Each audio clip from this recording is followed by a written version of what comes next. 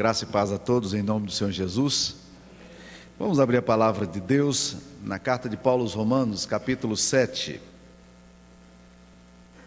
Vamos começar a leitura do versículo 14 em diante. A palavra de Deus diz: porque bem sabemos que a lei é espiritual, eu todavia sou carnal, vendido à escravidão do pecado, porque nem mesmo compreendo o meu próprio modo de agir, pois não faço o que prefiro, e sim o que detesto. Ora, se faço o que não quero, consinto com a lei que é boa. Neste caso, quem faz isto já não sou eu, mas o pecado que habita em mim. Porque eu sei que em mim, isso é, na minha carne, não habita bem nenhum. Pois o querer o bem está em mim, não porém o efetuá-lo. Porque não faço o bem que prefiro, mas o mal que não quero, esse faço. Mas se eu faço o que não quero, já não sou eu quem o faz, e sim o pecado que habita em mim. Então, ao querer fazer o bem, encontro a lei de que o mal reside em mim. Então, porque no tocante ao homem interior, tenho prazer na lei de Deus, mas vejo nos meus membros outra lei, que guerreando contra a lei da minha mente, me faz prisioneiro da lei do pecado que está nos meus membros.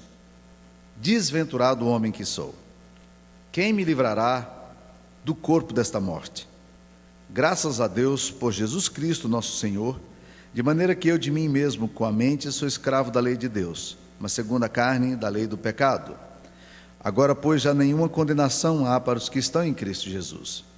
Porque a lei do Espírito, da vida em Cristo Jesus, te livrou da lei do pecado e da morte. Porquanto o que fora impossível à lei, no que estava enferma pela carne, isto fez Deus enviando o seu próprio Filho em semelhança de carne pecaminosa, e no tocante ao pecado, e com efeito condenou Deus na carne o pecado, a fim de que o preceito da lei se cumprisse em nós, que não andamos segundo a carne, mas segundo o Espírito. Porque os que se inclinam para a carne, cogitam das coisas da carne, mas os que se inclinam para o Espírito, das coisas do Espírito.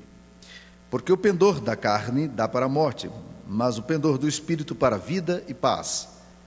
Por isso, o pendor da carne é inimizade contra Deus, pois não está sujeito à lei de Deus, nem mesmo pode estar. Portanto, os que estão na carne não podem agradar a Deus. Vós, porém, não estáis na carne, mas no Espírito, se de fato o Espírito de Deus habita em vós. E se alguém não tem o Espírito de Cristo, este tal não é dele. Se, porém, Cristo está em vós, o corpo, na verdade, está morto por causa do pecado, mas o Espírito é vida por causa da justiça. Se habita em vós o Espírito daquele que ressuscitou a Jesus dentre os mortos, esse mesmo que ressuscitou a Cristo Jesus dentre os mortos, vivificará também os vossos corpos mortais, por meio do seu Espírito, que em vós habita.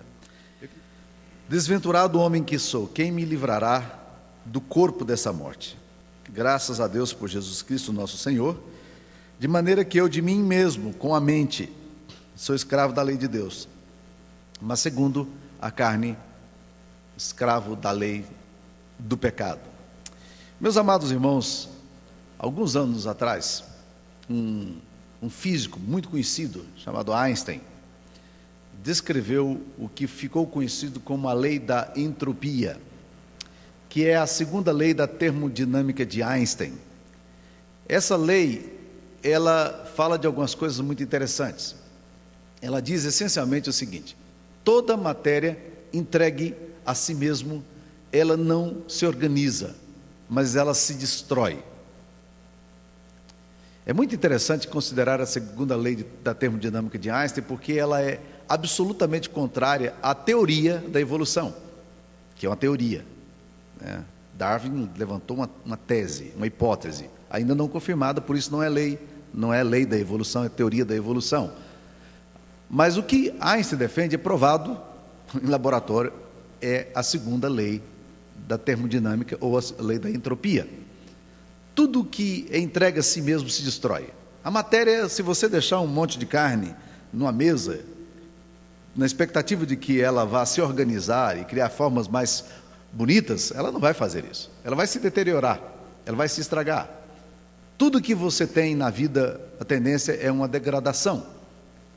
A criança nasce com toda a vitalidade, com energia para viver 120 anos. Mas quando essa criança se torna um pouquinho mais madura, aos 70 anos de idade, ela começa a perceber que a lei da entropia começa a funcionar para valer nela, né? E a coisa começa a surgir, e você começa a sentir os sinais bem antes dos 70, estou brincando com 70, mas bem antes ele já começa a surgir. Você percebe que existe o que um físico brasileiro chamado Dr. Mário Bruno Spruviero fala, que existe um progresso para a destruição. E aí abre aspas a citação dele. A lei da entropia mina a ideia da história como progresso.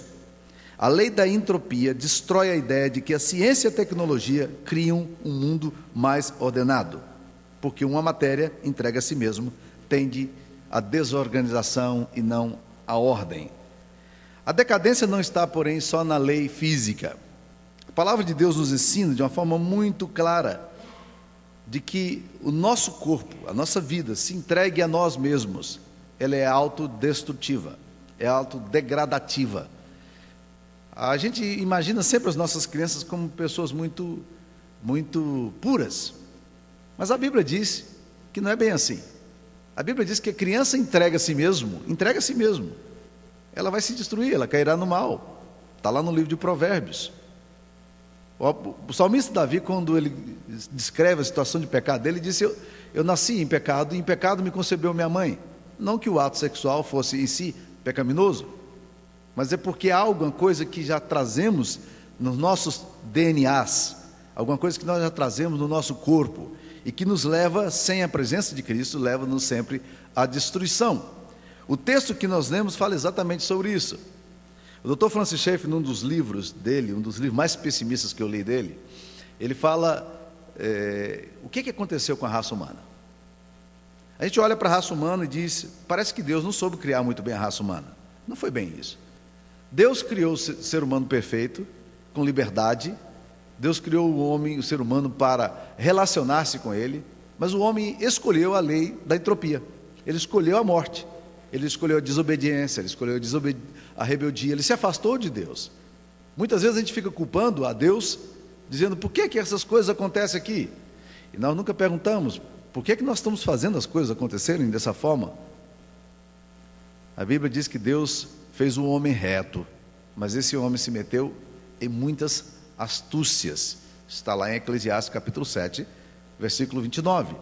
Então, na verdade, nós estamos aí sempre nos envolvendo e nos assustando muitas vezes com toda essa coisa da entropia, seja ela individual, familiar, histórica, social, endêmica. A gente vai sempre assustando. É assim que a gente se assusta quando a gente vê episódios como de um padrasto que engravida uma menina de 9 anos de idade. É assim que a gente se assusta quando vê um homem maluco pegando um avião, sequestrando o avião e matando sua própria filha.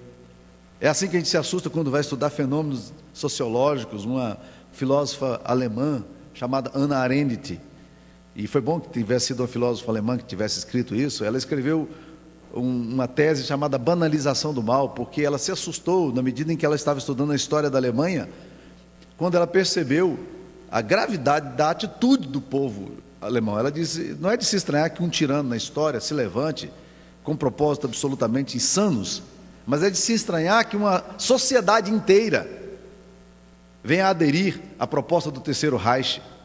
E pasmem vocês, boa parte dessa sociedade era constituída de pessoas cristãs. Muitos pastores aderiam à proposta dessa banalização do mal. O mal se tornou banal, todo mundo aderiu a ele.